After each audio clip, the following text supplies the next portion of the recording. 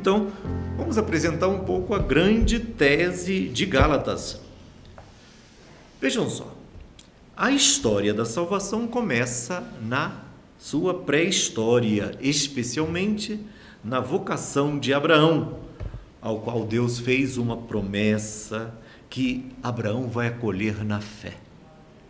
Então, Abraão é um modelo da pessoa de fé. E todo cristão é chamado a ter, em Abraão como que o pai da fé. Então, é a fé que torna uma pessoa amiga de Deus.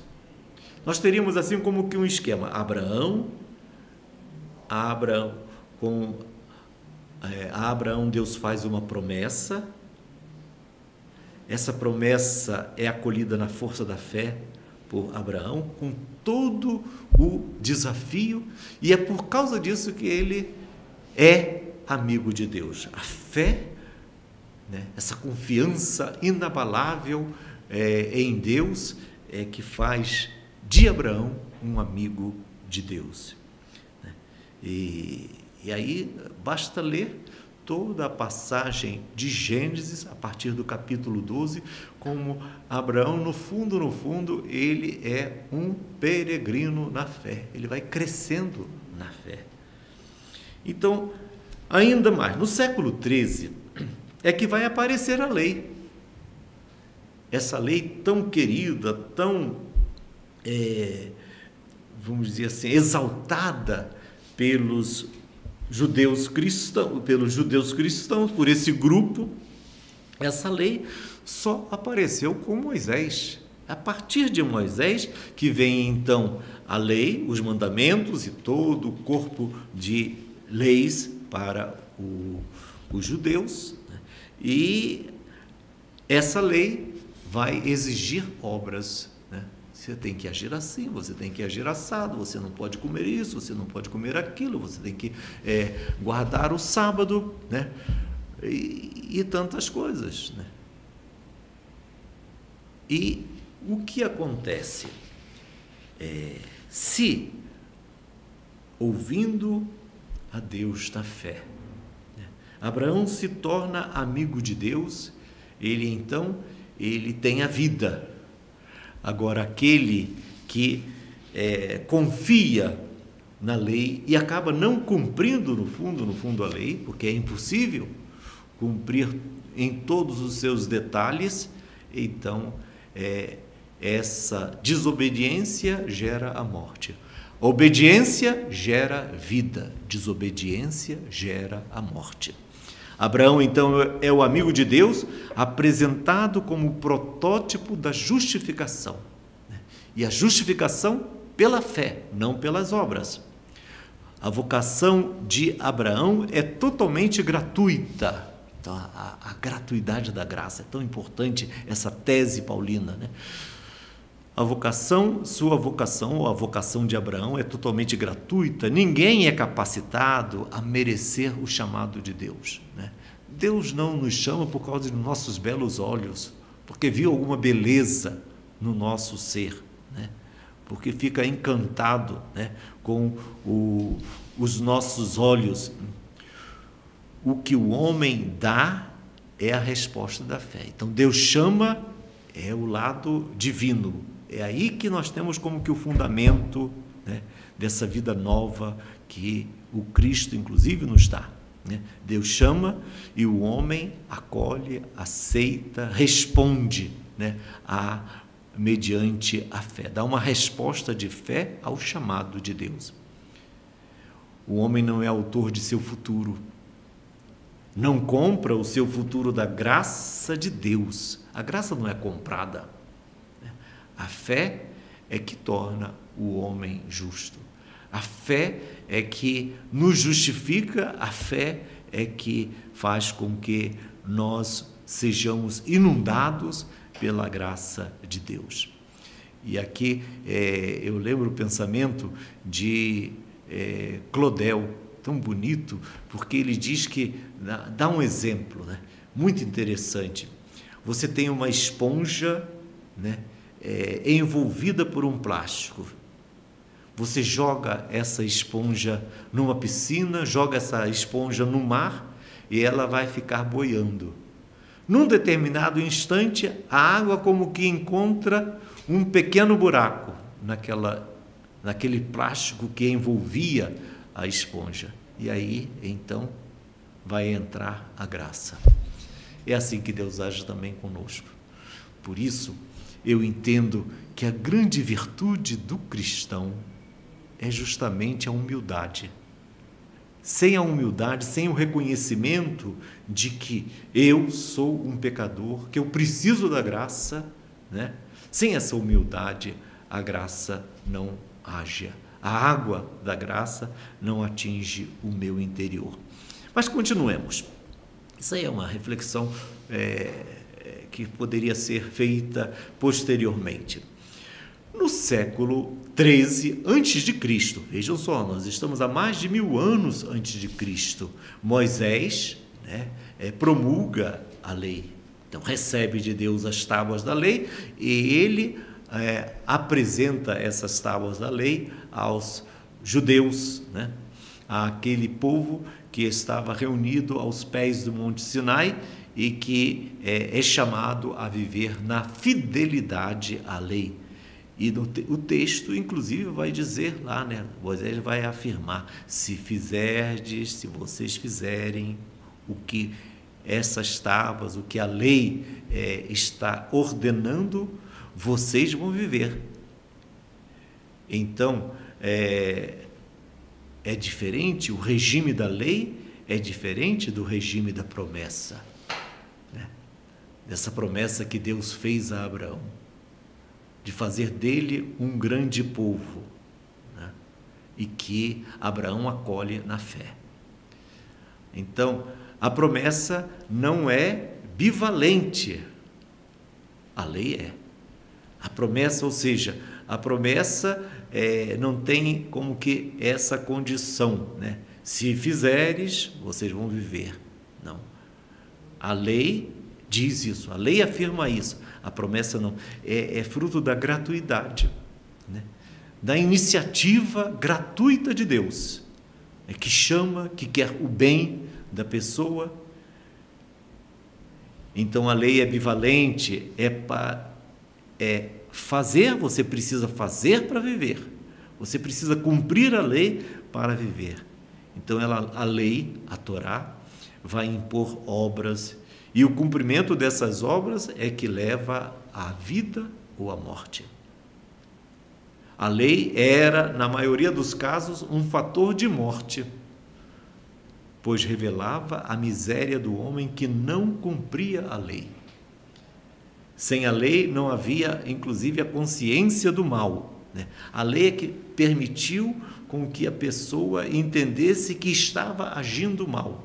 É claro que essa lei está como que inscrita no coração, é a consciência, né? Essa consciência tão desconhecida hoje no seu valor. Inclusive nós, cristãos, não tomamos a pé, não tomamos seriamente esse compromisso de cultivar uma consciência cada vez melhor, uma consciência cada vez mais pura, né? Então, a lei é boa, mas acaba mostrando o infrator. A lei é boa, mas mostra o infrator. Ela tem um papel providencial, seria uma bitola para o povo que, cercado de pagãos, seria defendido das práticas pagãs.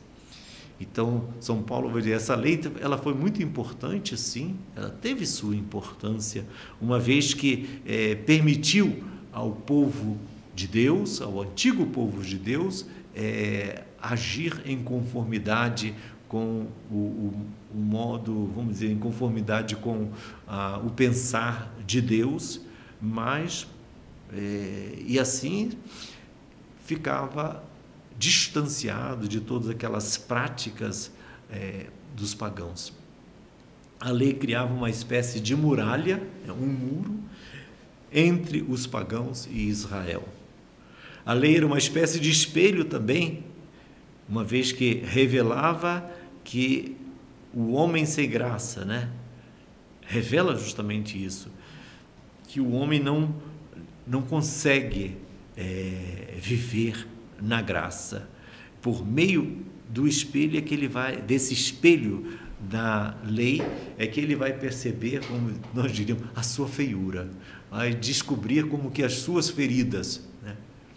E aí é tão bonito quando vem Jesus, que se mostra justamente aquele que é aquele bom samaritano disposto a cuidar de nossas feridas.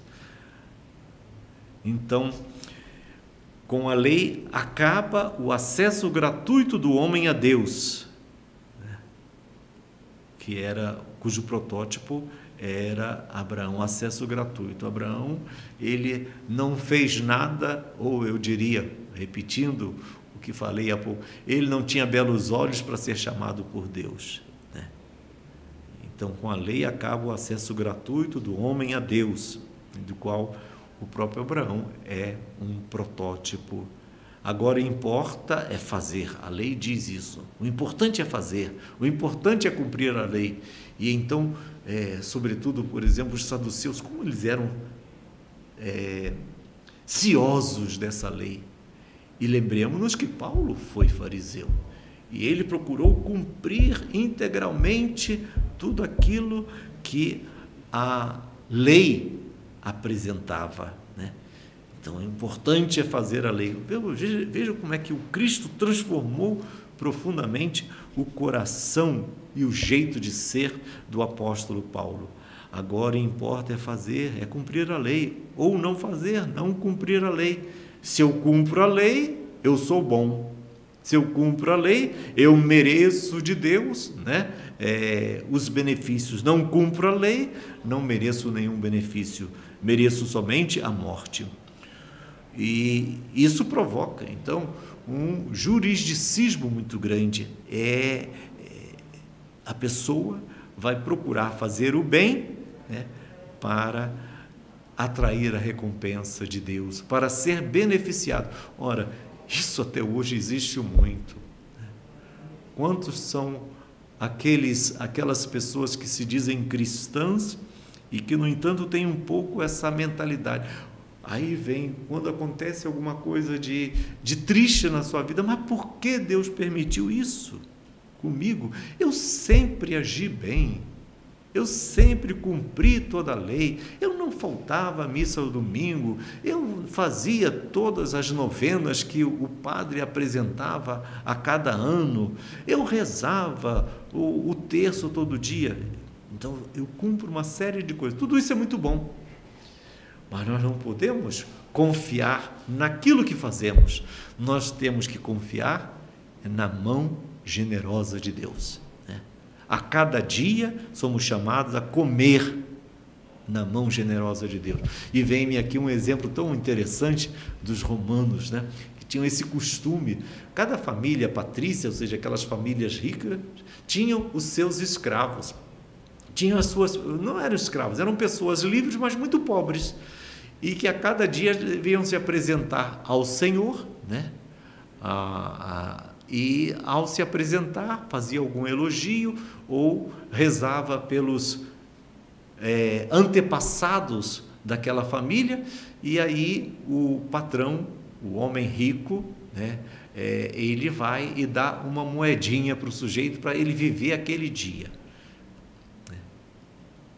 Então, nós somos chamados a comer na mão de Deus. Reconhecer, portanto, a nossa pequenez. Volto a falar e insistir na humildade. Reconhecer a nossa pequenez para podermos realmente viver na graça. Eu preciso do olhar de Deus. Eu preciso das mãos generosas de Deus para viver como cristão, para viver na graça. Então, Paulo tem o propósito de destruir uma série de prerrogativas da lei, mostrando-a como algo provisório. Não, algo provisório. A lei foi provisória. Agora nós estamos num outro regime. O regime de você faz, você é beneficiado. Você não faz, você merece castigo. Então, esse regime é provisório. Agora entramos no regime da graça, entramos no regime da gratuidade. Em outras palavras, agora Deus não é visto mais como um Senhor, né, rigoroso, que exige o cumprimento de todas as suas ordens, mas, sobretudo, a nossa visão de Deus é de um Pai misericordioso. E é por isso que, inclusive, rezamos o Pai Nosso, né? Pai Nosso. Pequei contra o céu e a terra, já não sou digno de ser chamado seu filho. Então, essa é a condição para receber o abraço de Deus, né? O abraço do Pai. Em Lucas 15, na famosíssima parábola do filho pródigo. Então, mas acho que eu estou aqui divagando um pouco, mas é sempre aproveitando um pouco vamos dizer assim, alguns elementos para uma reflexão. Então, São Paulo vai insistir: ninguém entra na graça por merecimento próprio. A lei ela, de certa forma, como que aponta uma promessa que vai se realizar em Cristo, que ao entrar na história faz com que a lei perca o seu sentido. Não é a lei, é a graça que agora importa.